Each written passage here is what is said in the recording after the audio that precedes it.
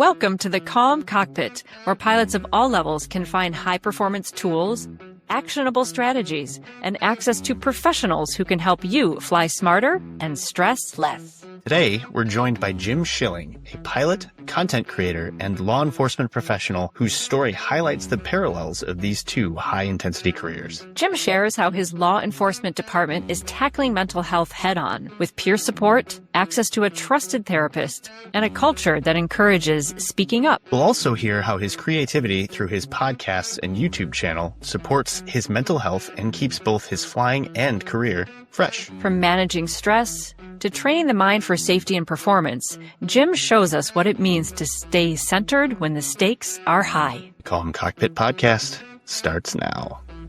Onyx 1-2 Mike Oscar, runway 27, clear for takeoff.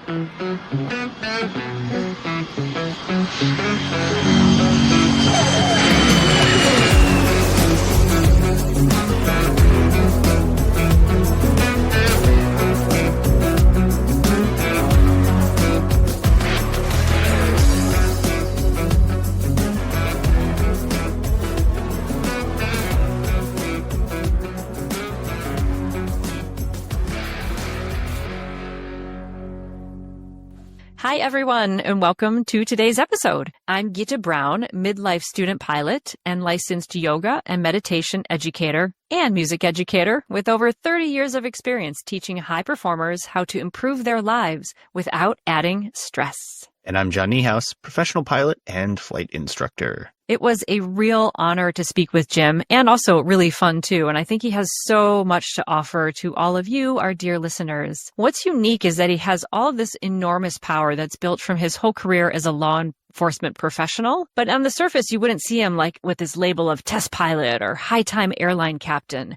But what he has to teach us today about mental fortitude, handling trauma, handling everyday stress, and training, I think has real profound implications for each person that flies. And Jim wears a lot of hats. He's a father, a husband, a podcast creator. He's created his own YouTube channel, and he's also currently a pilot working on his CFI rating. But for his day job, he's a longtime law enforcement officer and detective. His career has placed him in circumstances most of us can only imagine, forcing his profession to develop robust systems for managing stress. His experience offers a powerful, unexpected classroom for pilots. So let me give you Jim's bio so you can really hear the depth that he's going to bring to this interview. So Jim has served in law enforcement for over 20 years, with over half of that as a detective working in major crimes. He's currently the operations lieutenant in the major crimes unit of a suburban sheriff's office. And alongside investigating serious cases, he has been deeply involved in officer wellness as a peer support counselor and former leader of a multi-agency peer support team. Aviation has been a passion of Jim since his teens.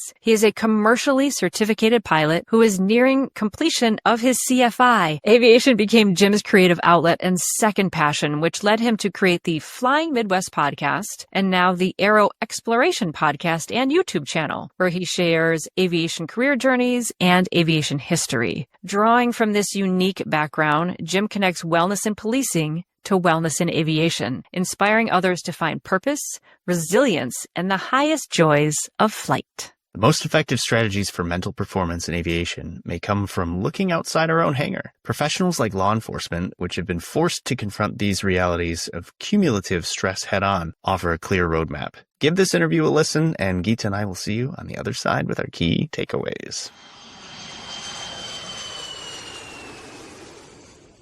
Jim Schilling, welcome to the Calm Cockpit. We're so happy to have you here today.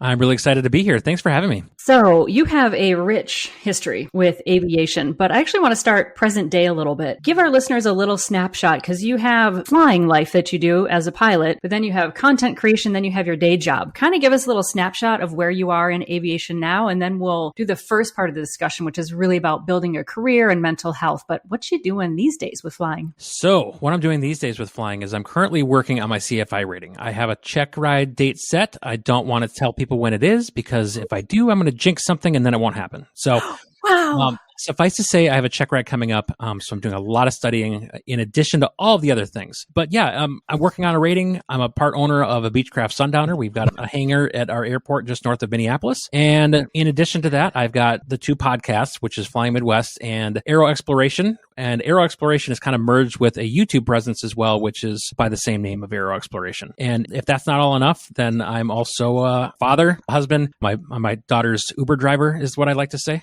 And I have a full-time job in law enforcement. Not on the road anymore, so it's not like I'm working a ton of weird shifts. I'm in more of an administrative capacity now. Wow, that's a lot. Very, very rich. And I think it speaks to like the trend that we see happen a lot in the podcast, which is that aviators are multifaceted. You'd think they're pilots, but so many of them have these really rich lives where even within aviation, they find this unique career path. So I know you've had your own career path and it sort of led you to GA and to content creation. Talk to us a little bit about like those moments that happened for you where you had decision points to make, go pro, fly for the airlines or not. Sure. My aviation journey actually started, I'm going to say in high school as far as like learning about aviation. I was part of an ROTC program, an Air Force ROTC program, which has aerospace education built into it. So I was learning about the dynamics of flight and all the fundamentals of that, as well as some really cool aviation history. And then I went into the Air Force boldly thinking I was going to get on a flight crew. I was going to be like a loadmaster or be one of these, one of the boom operators. That was kind of the dream for me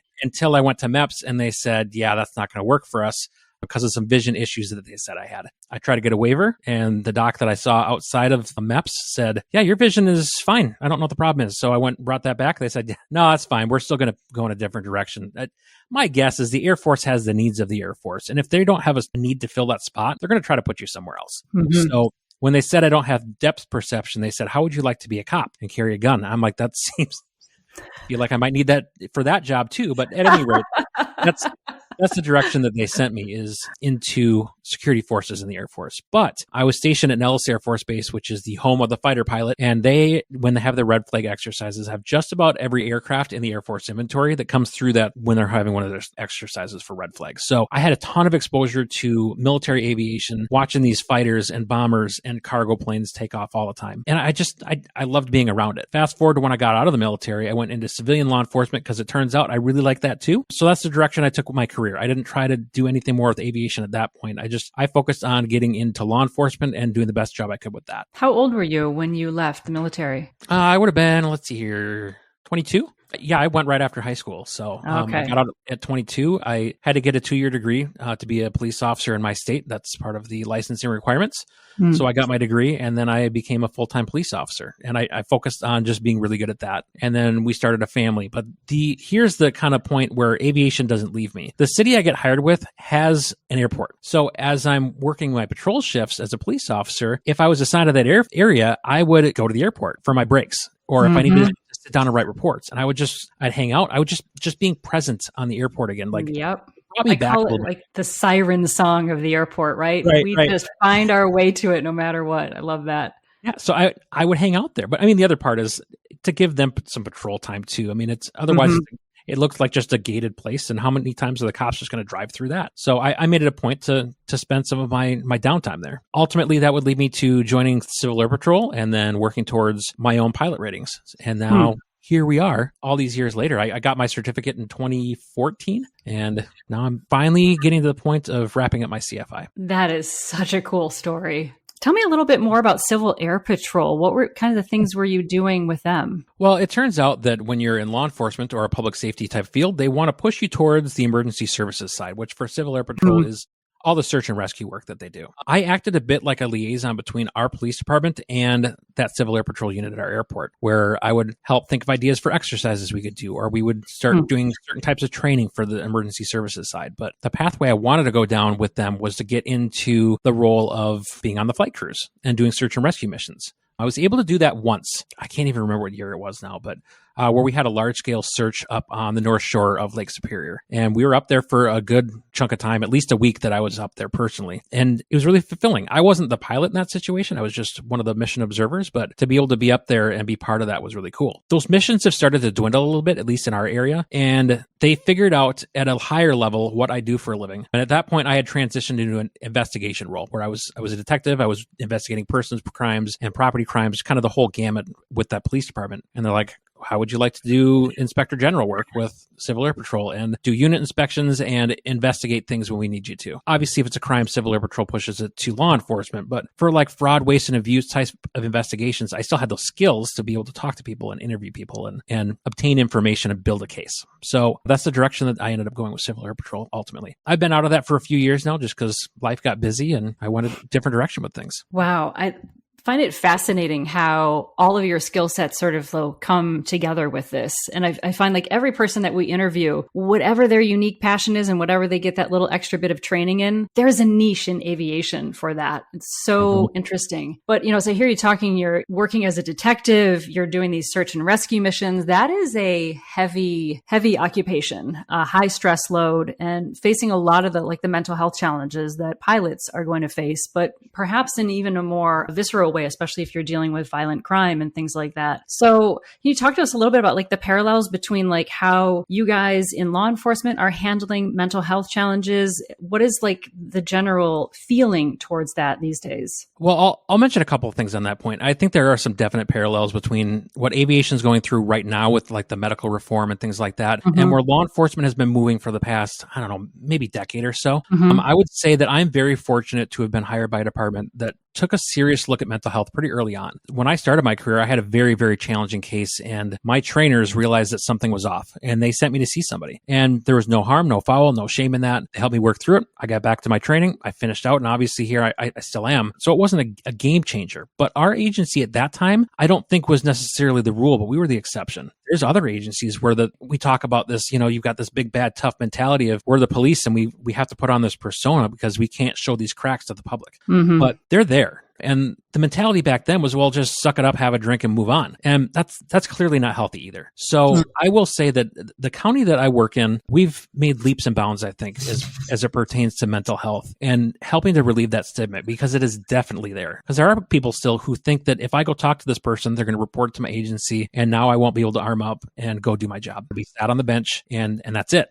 And that's not too dissimilar from aviation right now, where if they feel like if they go talk to somebody or they have to get put on a medication for something, that's it. Or you're going to go through a lengthy process with the FAA to get back to where you want to be. What has your department done particularly with the people that it's hired to have that different vibe? Because you're right that you can put the wrong person in that job and no one will go speak to that quote unquote helpful person because that person is maybe a little officious or standoffish and it looks like they're just going to write it on a clipboard and send it in. What kind of people did they hire to bring them in, and what are those attributes that aviation can borrow from? So I switched departments about 12 years ago for investigations. I was doing my stint at the police department as an investigator. We had temporary spots where to build experience and have that opportunity to learn a new skill within law enforcement. Well, I fell in love with that.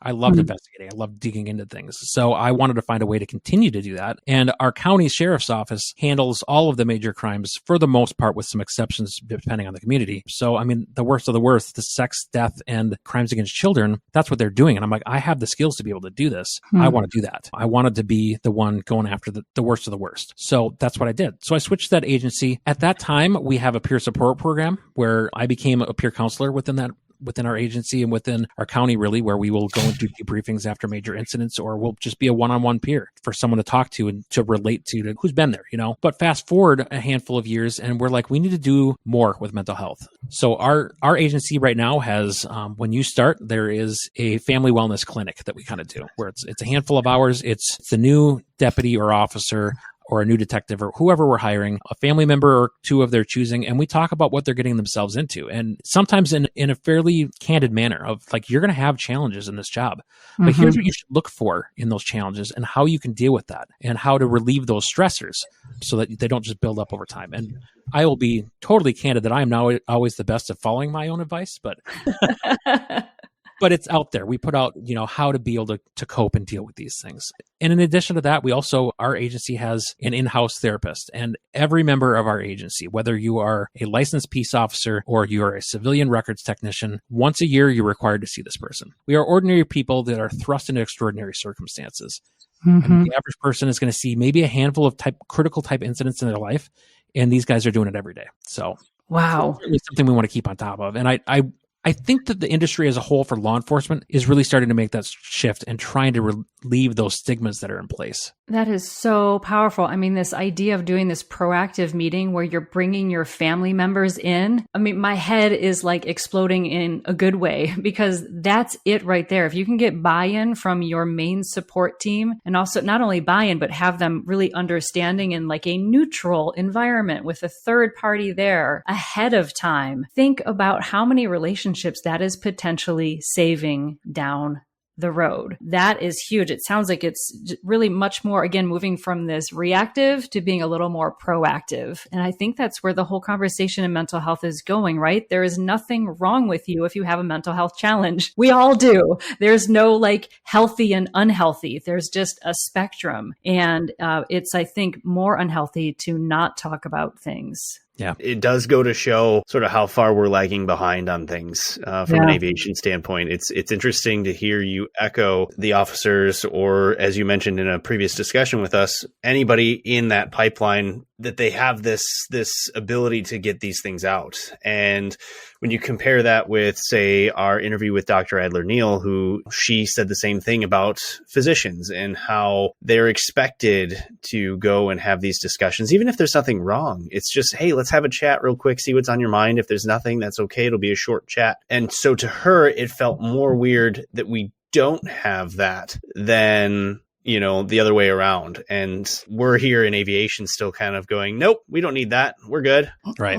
It's just an interesting dichotomy that I am starting to notice when you compare other sort of high intensity careers amongst each other. The other question I had for you was, obviously you mentioned the peer-led conversations and mentoring and stuff like that, but what other types of techniques do you have or that you share with these officers in terms of being able to deal with these things? That's a great question. And I think that the peer role does play an important part. That's just part of the puzzle. After a large critical incident, whether it be a traumatic case that someone has gone and responded to a critical incident, we provide a debriefing opportunity where this peer support team will come in and give them the chance to kind of rework through some of these things, talk about what they're experiencing, and now how do you move forward ahead of this? And part of the training of our peer counselors is, as you're looking at that, you're like, all right, I can definitely tell that so-and-so over here probably needs a little bit more attention. And then, we're not mental health professionals, but we have one that was associated with our team, and you could direct them either to that person or another mental health professional that we have competence in that understands what we're going through. That's not always to say that we get this right, though. There still is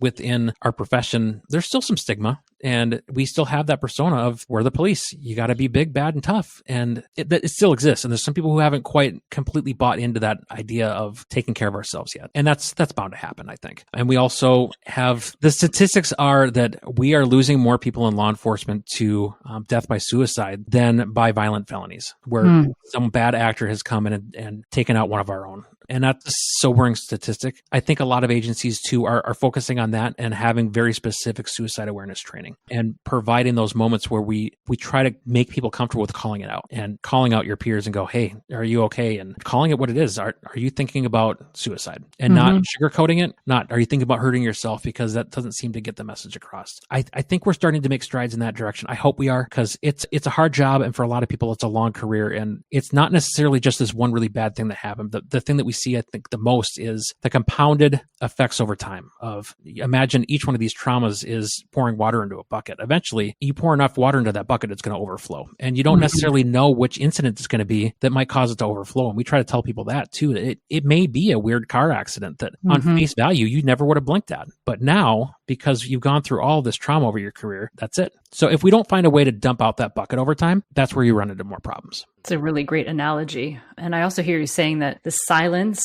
can be unfortunately deadly.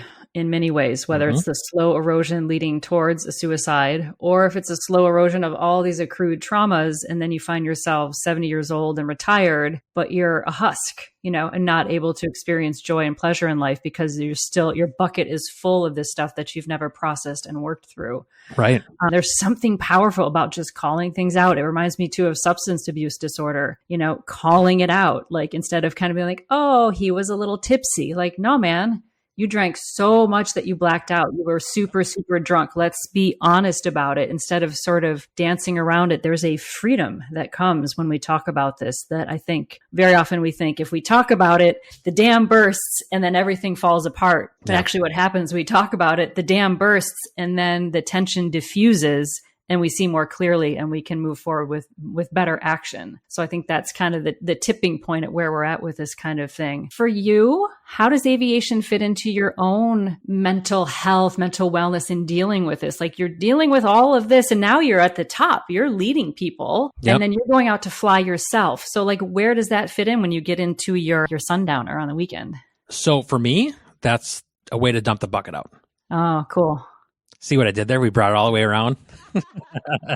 I was waiting for the moment to sneak that in there. It's like you're a professional podcaster, man. Oh, it's like, yeah.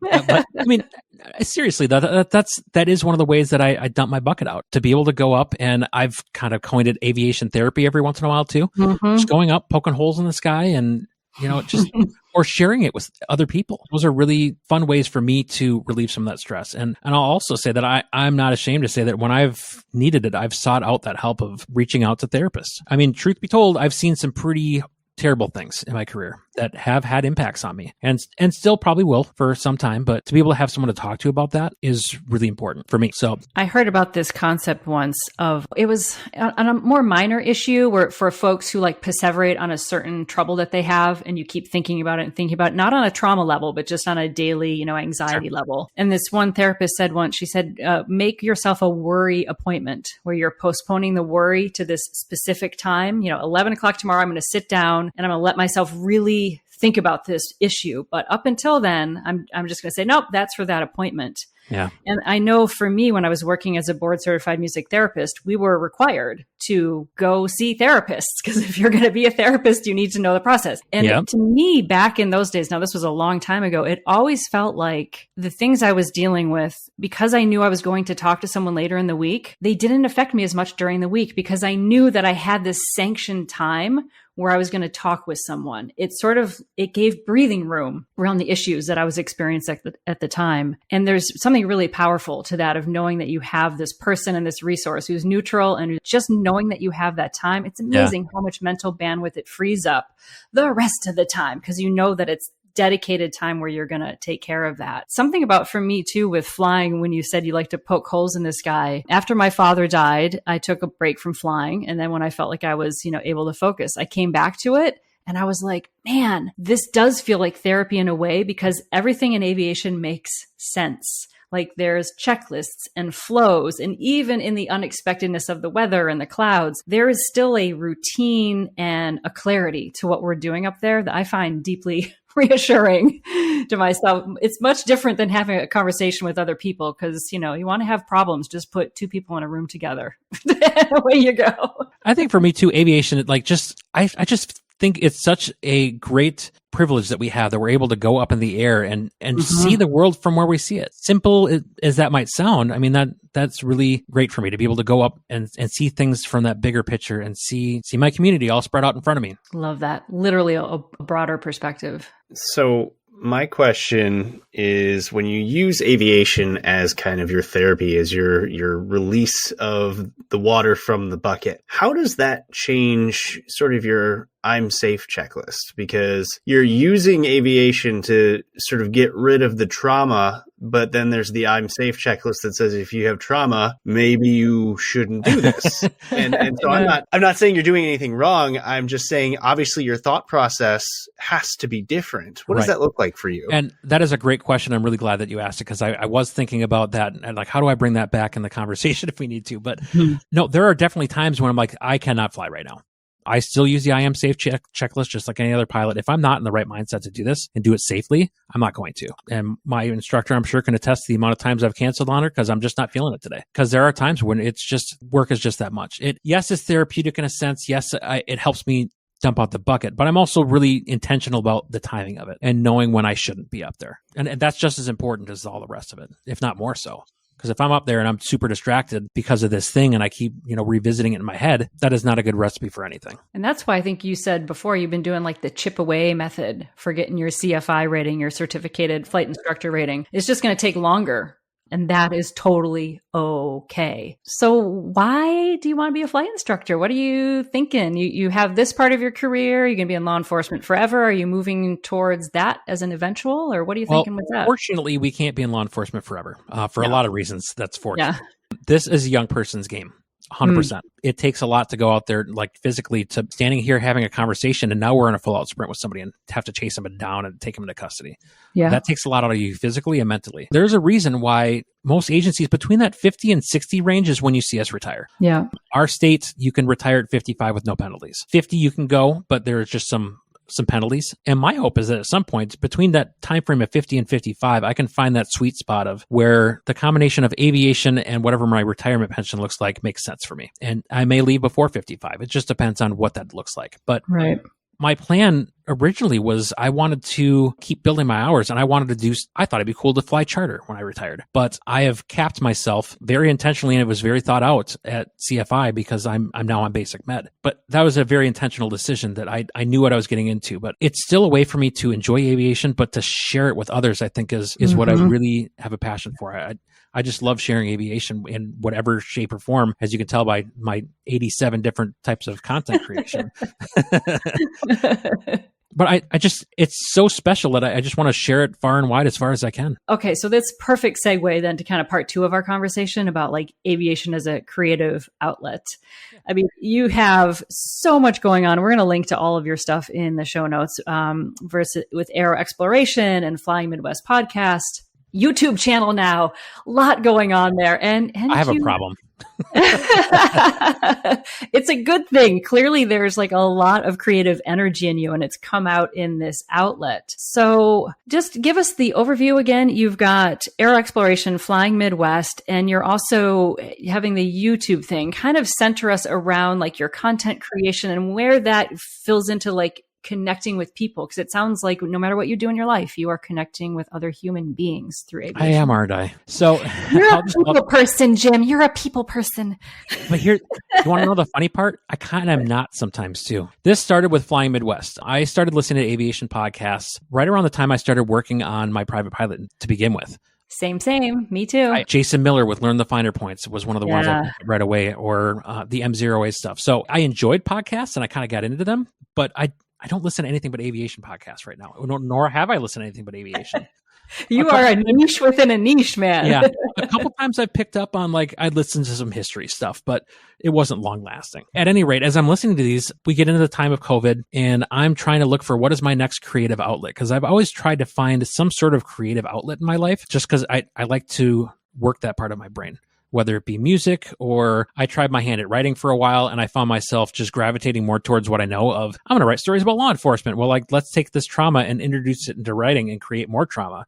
That's not what I wanted to do. So I moved away from the writing aspect. It works for some people. It wasn't for me. I still enjoy writing stuff. Me and a couple of friends started talking about, there's these aviation podcasts out there, but there's nothing really focused on the Midwest. Like, what if we did a podcast and just did like Midwest news and events and talk to cool people from the Midwest who do cool things in aviation? And that's really where it started. And my wife, God bless her, she's like, I give it 2 months. Oh, little did you know. You'll be on to something else. Like, I don't know that this is going to last. And I didn't either, but it took off. And from there, through the years, as we're talking to people, I'm starting to really get a fascination for the stories of people changing careers, specifically into something in aviation. And that was still at a point where I thought, maybe this is a thing I can do. And I hadn't quite gone down that road of putting myself into this little corner with the basic med rules. So I started interviewing people about it and I created a second podcast. It gave me more freedom because on the first podcast, it's with a team. So it revolved around their schedule. So trying to arrange our schedules and the schedule of our guests can be a lot sometimes. Or the other podcast is just I call somebody up and I just interview them when I want to interview them, and I edit when I can edit. And that worked. It was just another way to kind of explore aviation and share it. But that was called Flying the Transition, right? It was. Yeah. Okay. So that was Fly the Transition. And I started with that. And I very recently actually, at Oshkosh, changed the name of that to Aero Exploration to match up with the YouTube channel, which I had started kind of, I thought at one point, I'm like, I like editing. It's kind of fun. It's relaxing. It's a way so I can take a raw piece of content and polish it into something I'm proud of. And then I started like just toying with video. I'm like, oh no, I've got another thing now. So, but Aero, the YouTube channel started as kind of just like little tidbits of aviation history. And then I'm like, at Oshkosh this year, I had this like moment of, I'm not going to say panic. That's not the right word, but this moment of like, what am I doing? Like just a bit of, I needed some clarity for how I was doing all this because it was getting to be too much. Yeah. It was a bit overwhelming as I'm like, all right, we just took this really cool video of this thing at Oshkosh. Where do I post it? Because I've got 2 podcasts and a YouTube channel. What do I do with this now? To the point where it got to be stressful. So that's when I decided to combine Fly the Transition and the YouTube channel into just one brand of Aero Exploration. Because, I mean, really, Fly the Transition is talking and exploring aviation careers. So I felt it tied in nicely, and it's now just one thing. So if you look at Aero Exploration, it's going to give you the podcast and the YouTube channel. If I'm looking at your life, kind of like as a pie, the life of Jim as a pie. Something overcommitment. But, I'm looking at just like the skill sets you're using, right? Like, so in your quote unquote, your day job in law enforcement, I mean, my goodness, you're doing personnel management, resource management. You're using, problem solving skills. You're looking to the past for evidence. You're looking to the future to project forward to, I'm sure, building cases, the judicial system. I mean, you're using all these analytical thoughts. And then here you come into this extremely creative realm where you're using, sound and color and shape to tell these stories of aviation and share them with other people. Has it been like a personal growth edge for you? Or like, what is the sauce that kind of keeps you coming back to this creative outlet and getting hooked into more? I would say just the sharing of aviation for other people is one of my huge whys. Cool. Especially like it struck me as odd the first time I got an email from someone that said, I just listened to your episode on Fly the Transition of XYZ. And it was so inspiring, and I was trying to find a way that I could do this, and your podcast helped me so much. And I'm like, oh wow, like I didn't realize the impact that I was having. I mean, I realized that it could be a thing, but it was really impactful when I started getting emails like that of that I am actually impacting people and making a difference. I'm just trying to share aviation, and if people can grab onto that and run with it, that's awesome. And that's super satisfying when that happens. Yeah. I'm going to steal a line from another podcaster that I interviewed on my podcast. So we're talking about like 3 different podcasts now, I think. Anyway, I had them on, and he brought up a point that I want to bring up to your audience too, that there's so much work that goes on in the background. I'm not talking about just for myself, but I'm like the 2 of you as well. I mean, editing, putting together show notes and all this stuff. And if you enjoy what Gita and John are doing, it is so important to just give them a little bit of love every once in a while. Cause it helps fuel us. You know what I mean? It does. There's my call to action for your audience, because we put this stuff out there, we put ourselves out there, and you don't always know what you're going to get. So if this is something that's impactful for you or that you enjoy, by all means, share it with them. That was my impassioned speech. Thank you, Jim. I appreciate that. Appreciate that. I love this idea that the sharing is your big why. Have you thought about that a lot in your life, like intentionally? Like, what is my why for doing things? Or like, how do you make these like decisions to like go for the CFI? Yeah. Talk us through your thought process of balancing all of this. My wife would affirm this 100%. I'm always looking for the next person I need to help. And sometimes it's not always me, to a fault sometimes. Right. That's something I own and that I work on. But yeah, I'm always looking for ways to help other people. And I mean, that's why I went from just working patrol, working in law enforcement. Not that I didn't enjoy responding to calls for service and those high-speed emergency calls, but I really loved digging into a case and being able to take that to fruition, whatever that might look like for a family or a victim, and to give back to other people. I mean, and that's what I still do now. Now, my role has shifted a little bit. I mean, I went to that major crimes unit, and now I oversee that major crimes unit, but now I'm in a space where I'm still trying to figure out how can I help people. And my role is just different now. How can I help my people have the tools, resources, and support they need to go help those people in the community? Mm-hmm. And I think that's kind of just been my why for a lot of things, just the giving back to others, making sure that they have what they need to, whether it's be successful or to cope with this major incident that's happened to them or learn more about aviation. It's just about trying to help others. A service-driven mindset. I feel like, man, it just like, if you want to like feel better, do service, right? Like there's nothing better than, like you said, getting that email or having that person be like, oh, thank you. That helps so much. Yeah. It is so uplifting. And it's so often, my school, we call it, it's what's for good. It's maybe not what's pleasurable all the time, but it gives you that like deep, satisfying goodness that then keeps you going. And I can see that reflected in all of your work. So what would you say to a newbie? It doesn't have to be young, because they could be an old beginner like me, but they're an aviator. They're kind of new to aviation. They're maybe looking to get into some content creation. What advice would you have for them about how to balance all of it or make decisions about what outlet? What would you tell them? I'm the worst person to give this advice because I try to jump in all of them. No, in all seriousness, I'd say figure out your niche. It doesn't have to be like, you don't have to go, I need to have all the solutions for all of aviation so people will listen to me. I mean, the first one started out, we just wanted to talk about Midwest stuff. We wanted to focus on that. So figure out what your niche is and just research it and get good at it. Or for you all, like focusing on wellness is awesome. You just got to find that niche and there will be a place within aviation that it fits. I always say, like, the more specific your message is, the broader of an audience it reaches, because people know what you're speaking to with more clarity that way. Yeah. Yeah. Well, and even with aero exploration, that has kind of gone into the path of, all right, I'm in IT. I don't know anything about aviation, but this guy's talking about the lane that I'm in and then how they move to something else. And I've gotten some people like that too, that aviation wasn't necessarily like the top of their mindset, but it was interesting. I guess the other piece of advice is just try to make sure to schedule time for yourself. Again, this is me giving advice that I'm not great at taking all the time, but like I've set up for my podcast, at least, an invite page that has my calendar, and I have very specific days that I do not do any podcasting. Those are for me, for my family. And most of the time I do them as far as editing and recording during windows of time that, like, my daughter's at dance for 3 hours this night. This is a good time for me to sit down and do an interview or do some editing. So I try to build it around that so that I'm not necessarily taking a ton of time away from my family. Keeping it balanced. It's a constant moving target. Yeah. But if we don't take responsibility for it, it's trouble. Yeah. I'm not perfect with it. I will be candid about that. There are times where, like, I'll spend a weekend, if I know that I have a busy week ahead and our family didn't have much going on, my wife wants to watch some movies or something upstairs, I will sit down and I'll pound out a bunch of edits, and that'll take up part of a weekend. Right. There's times that happens too. That's also partly for your own creativity, and it's your, I don't want to call it a hobby, because I mean, it's a business at this point, but you know, it's that thing that's going to fill you back up so that you can be more present. So it's always trying to balance all of that. It's more like a subsidized hobby at this point. I don't know what subsidized hobby. Oh, I love that. That's kind of where we're at too.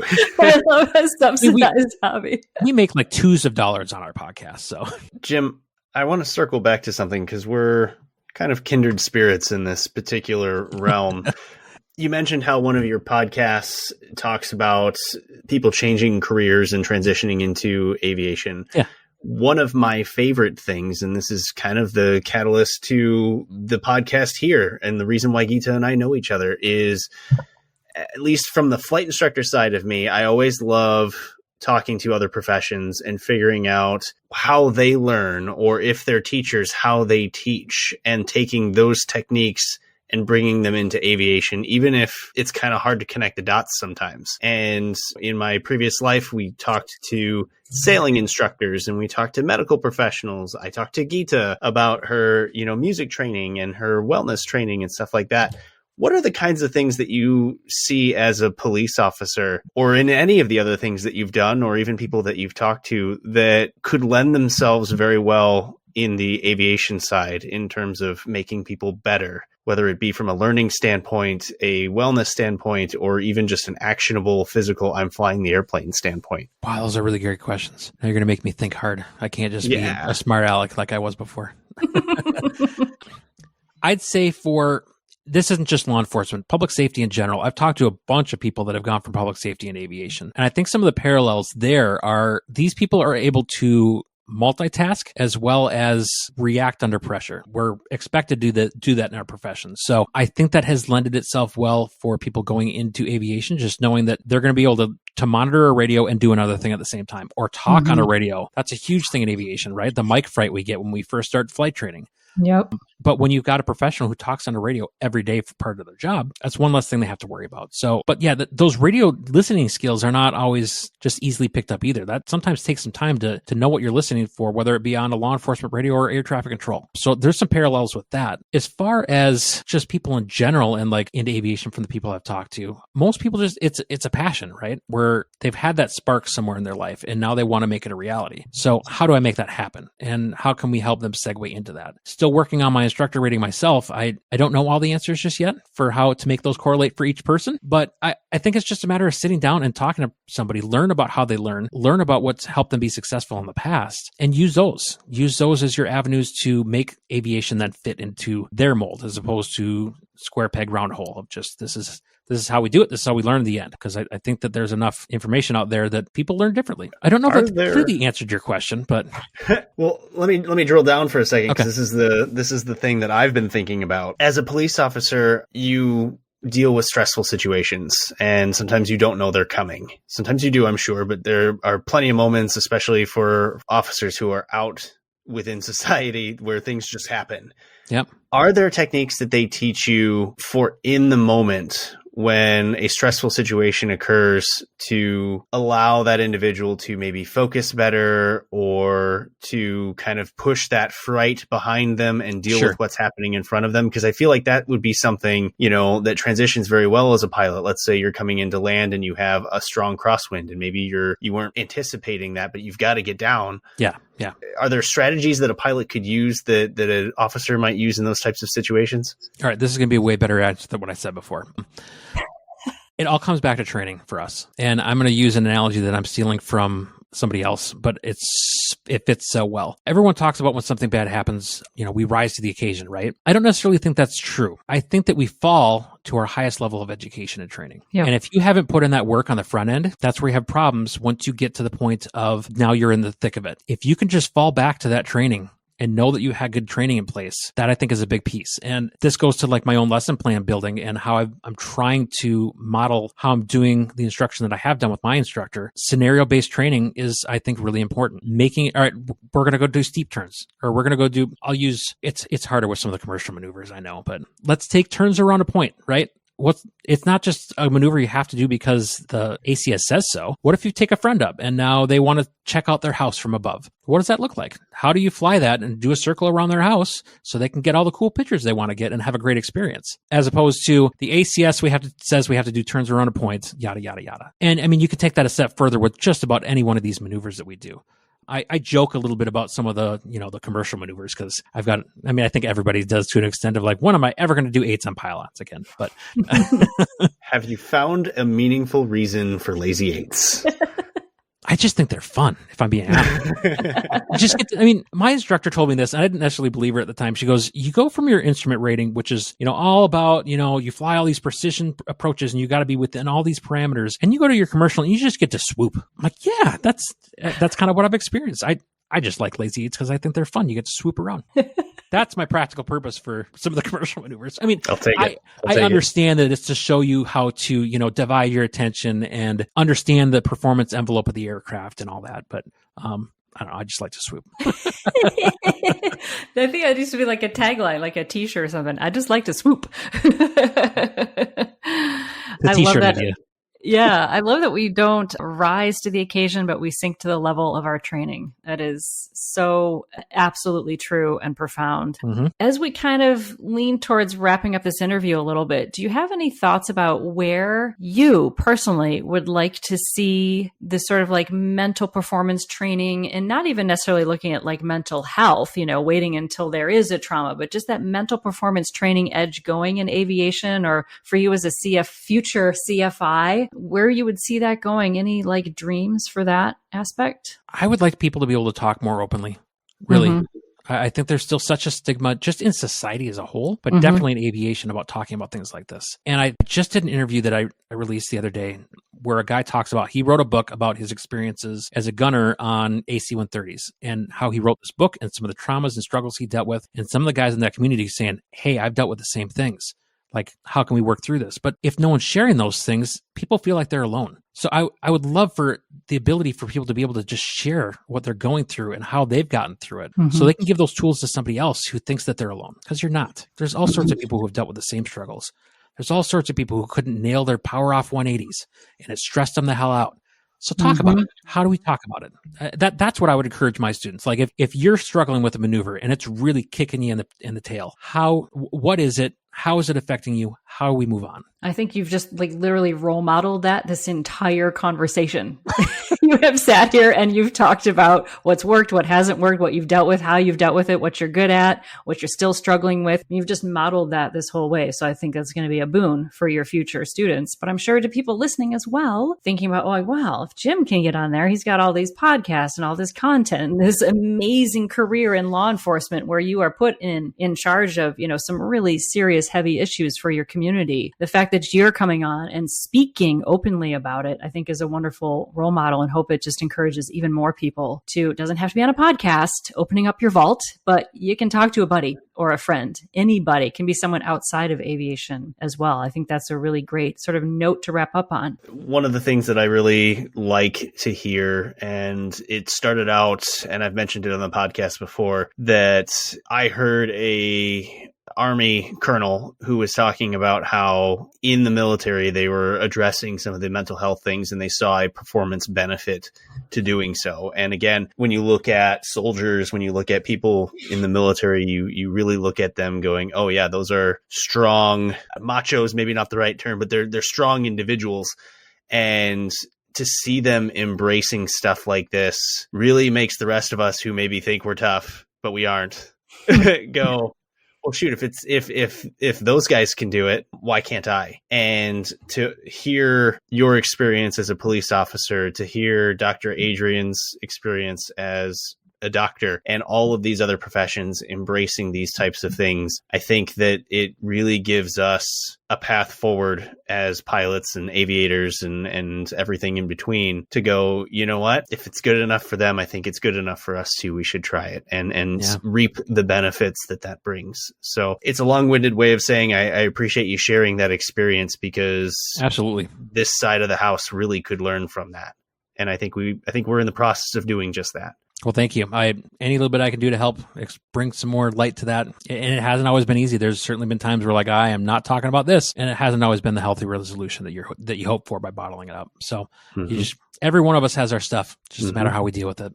Absolutely. Jim, I cannot thank you enough. You've really shown us that aviation is way more than a career. It can be a creative outlet. It can provide you with a support system of connecting with others. For you, it's been an outlet of service to the community in all kinds of different and evolving ways. And I think you've really given us a really good framework from all of your experience as an individual, but also within law enforcement, of reframing mental health as being a proactive strategy that we can embrace, and that it's a vital conversation that we all need to have. So from the bottom of my calm cockpit heart, I say, thank you for joining us today. You're very welcome. It's a pleasure to be here.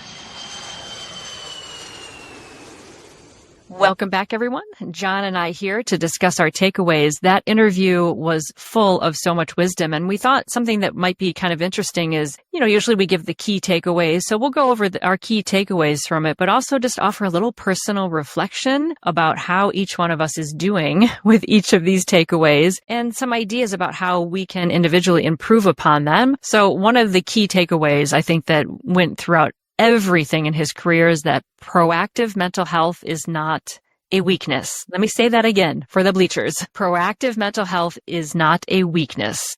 It's a system. So very often we have that idea that if you go to a therapist or you go get help for something, that means you're weak. We're really working on this podcast, and you can hear Jim talking about it too. Actually addressing things ahead of time is a strength, and it is intelligent. And, his agency, I think, does a great job with that, right, John? Of doing things proactively, making professionals on hand. Wouldn't it be cool if every airline that you worked for actually had someone who was just there and you were expected to talk to the therapist or the counselor, just a natural thing, not because you're broken, but because everything's working well and you want to keep it working that way. How realistic do you think something like that is for like career aviators? For GA, it's a little different, but how do you see that playing out like in your work? I think it's finally starting to get on track. Good. I think that, when we see the military, when we see law enforcement, when we see medical professionals all embracing it for their high stress jobs and for the preciseness that they need, which that requires a clear mind, I think that we fall in line with all of those careers. And I think that as we have moved forward in the last few years, we're starting to see some traction in that. We're starting to see the community and also the regulatory agencies really starting to go, you know what? It wouldn't be the worst thing in the world to give pilots these kinds of options. So it's hitting at the right time because it doesn't just mean the rules have to change. It's the pilots have to change as well. Yeah. And I think we're there. I would totally agree with that. And I think GA and particularly that primary training, I'm thinking of like training I'm doing as a midlife pilot. The smaller schools have a really great opportunity here as well to talk about this because they're not curriculum bound. They're not trying to check the boxes and push someone through, a contracted training period. So I think offering things like, peer support programs, informal mentorships, even just the informal thing of like stopping for a few minutes before a flight lesson or after and be like, how you doing? How's everything at home? How are things going? That stuff goes a long way towards creating a culture where you're not just there to learn how to fly, you're also taught all along the way to make your mental, holistic well-being part of the picture from day one. And I know for me, I think that this is something I'd like to see eventually, of course, legislated and put into action. But you're right. It actually comes from grassroots of people just doing it. And when enough people do it and talk about it, eventually that puts pressure on some of the larger systems and helps them learn how to sort of break apart and make some new options. This was a great one. He had this idea of trauma and stress that you have this, we've heard the stress bucket analogy that you have a stress bucket and you can keep filling it with stress and at some point it runs over. And certainly in his case, there's a lot of trauma that they experience. And I would think for pilots too, there can be an element of that. We all have what did Dr. Adrian call it? Our big T's and our little T's. We have big traumas and little traumas. Even having an argument with a coworker or having a difficult check ride, those things can be a little element of trauma and stress. So he had this notion of that your trauma and your stress is in a bucket. You got to find a way to dump the bucket out, which I think is brilliant. Usually we wait until the bucket is really, really full and it's really hard to dump it out at that point. I'm a big fan, as you know, if you've listened to the podcast, of dumping it out every day with yoga and meditation. That's a huge way that I actually check in with like, what's going on in my mind? And I was sharing with John recently, I did a meditation the other day and up popped this thing that someone said to me 4 days earlier. It was a little drive-by like insult where they said a little thing. And at the time I thought it didn't bother me, no stress. But when it came up in meditation, it was like, I saw that I was actually really pissed and that I was just kind of pretending and ignoring it. It was only because I sat there in meditation and quieted everything else down. I went, oh man, I am carrying that around. Now imagine if I carried that around and I have a rough day flying, maybe it's turbulent, someone snaps at me, and then I come home and I end up getting in a fight with my husband later. Can trace that all the way back to me not just addressing that stress that was in my stress bucket. If I had dumped out that initial reaction to that person, then maybe the tough training day doesn't bother me as much. And then I don't end up having a fight with my husband. Usually when I blow up at the people I love in my life, I'm like, it had nothing to do with what they did. It was because I felt safe, kind of like being a pain in the butt to my husband because I know that he'll laugh it off and we'll joke about it. Like as my safe person. But if I trace it back, I'm like, usually it's some other thing that I did not dump out of my stress bucket. So yoga, lifting weights, taking walks, meditation are ways that I dump out that stress bucket. Do you have ways that you systematically just feel like it depressurizes that so it doesn't boil over? I mean, I'm kind of like Jim. Flying definitely helps with that for me. So it's kind of a serendipitous thing that what I do for a living kind of aligns with that. Yeah. But I'm the same way as you. A little bit of exercise goes a long way. Yeah. A little bit of just kind of honestly being by myself in a quiet room and and picking up a book or playing a game of some kind. I mean, those are all things that I enjoy. Even just going for a walk with the dog can really help. So those are all really big things. And I listened to a presentation from my AME a couple years ago. And one of the things that he mentioned, and this kind of is in line with that bucket overfilling, obviously we want to try to make sure that we can dump that out. But he was very clear to say that in the event that you don't dump it out, and let's say you do have an event where you just can't take it anymore. He wanted everybody to understand that that doesn't mean that there's something wrong with you either. Yes. You can have an outburst, not that we encourage it, but you can have that and just understand that that is a one time you reached your limit and things broke apart. It happens to the best of us, but it doesn't mean that there's something wrong with you. Yes. That is such a good point. Thank you. And I think that can happen a lot with us wellness community people that we say, oh, just meditate and do yoga. And then people get that feeling that they're supposed to be like perfectly tranquil and even all the time. It's like, oh, no.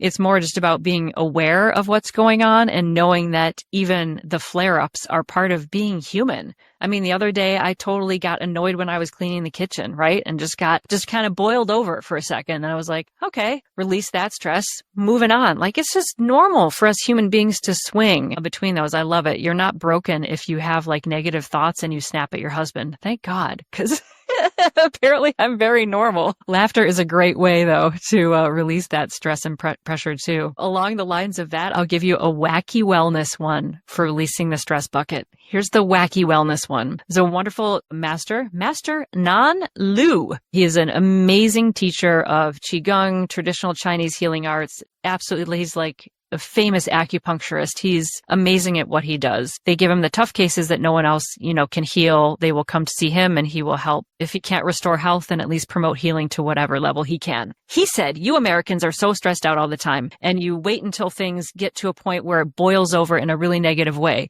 He said, instead, you need to release the energy healthfully. He recommended taking potatoes and you take them out somewhere where you can stomp them. And he said, stomp and crush the potatoes. I know it sounds wacky. He said, or you can take eggs, poor eggs. What did they ever do? But you take the eggs and throw them against a tree and break them. He said, because you Americans always want to punch something like a punching bag, but he said that it just swings right back at you. He said, you need to choose things that you can rip, tear, crush, and destroy. Because he said, your energy is blocked with all this frustration and anger, and you don't ever let it dispel. He said, stomping the potatoes and throwing the eggs releases that blockage of that stagnant stress energy. So I tried it. It was great fun. I will admit it. And my dogs are still in the woods trying to find those little crushed potatoes that are in the earth. But there is something very satisfying about taking something and stomping it and kind of destroying it in a positive way. It did feel like something kind of released. That's my wacky wellness tip. Stomp some potatoes, throw some eggs. Poor chickens. They did all that work so we can destroy their eggs. All right. Another takeaway from Jim. In a crisis, what is it? You don't rise to the occasion. You sink to the level of your training. People always have to think, oh, when an emergency, I'll just know what to do and I'll become this. Like, no, it does not happen like that. We have the same thing in music. And so I think that's why, especially for GA pilots, where we can't practice in a simulator like you can, it's so important for us to induce the feeling of stress, panic, fear, elevated heart rate, and then see if we can perform the first action items in a safety checklist and then actually figure out what else we would do. So you told me once, John, when I was studying, to take a ball and like throw it against a wall and catch it repeatedly while reciting things. So I've done that with like reciting like the first action items on an emergency checklist. I've also done things like when I'm working out and I'm in those last reps of lifting heavy and I'm like full on exertion. I'm tired. I'm about to drop the weight and I go like, you just have an engine fire. What do? And I try to see if in that moment I can get those action items into my brain, because I can't go into a simulator and train that. I have to like induce that feeling in myself. So that's one way that I, as a GA pilot, have been practicing that. How about you? You get to go in the sim and they throw it all at you to practice that. I mean, yes, but the basic things still work. Yeah. The ball technique is still an extremely useful one for practicing all those memory items and forcing your brain to commit them to long-term memory and easy recall. Mm-hmm. So it's definitely, just because it's a fancier sim doesn't mean you get away with without doing the basics. Right. Very cool. You also had me play a video game. That's the one where there's a little plane thing Yep. and you're flying it, it is very stressful because you're trying to like avoid all these objects. And that to me induces that feeling of sort of like elevated heart rate and pressure and all of that. So I encourage you listeners, think about what's a way that you can like literally stress yourself out and then go into a moment that you need to show your training, because you're training your brain then in those moments to be able to instantly focus and focus even with an elevated heart rate and stressy brain. What's another takeaway? We got another one. This is a big one. Silence is a stigma and talking is the solution. And it was really an impactful moment when he said that in law enforcement, they're losing a lot of people to suicide. And that is heartbreaking. But you think about aviation, such a culture of silence. Where do you see this with the professional pilots going, John? You have a better feel for that. Talking to people about what's actually happening beyond the podcast. I'm talking about like on the flight deck at work. Yeah, I mean, thankfully, we don't quite have as big of an issue with that. I mean, certainly there is some. I mean, we've seen in the news over the last few years of certain incidents that have been along those same lines. But I also don't know if that equates to a higher percentage amongst the population or if, where the pilot community falls in that. I mean, anytime you lose even one to it, it's always sort of a sobering statistic. And I think that as we continue down this path, I think that the communication is starting to become a little more open. I think that crew resource management has really allowed for pilots to check in with each other in a professional manner. So it's opening up that dialogue. Hey, are you okay? Is there anything going on? And with those prompts, it allows people to sort of self-disclose a little bit easier than just a silence in the cockpit waiting for someone to say something unprompted.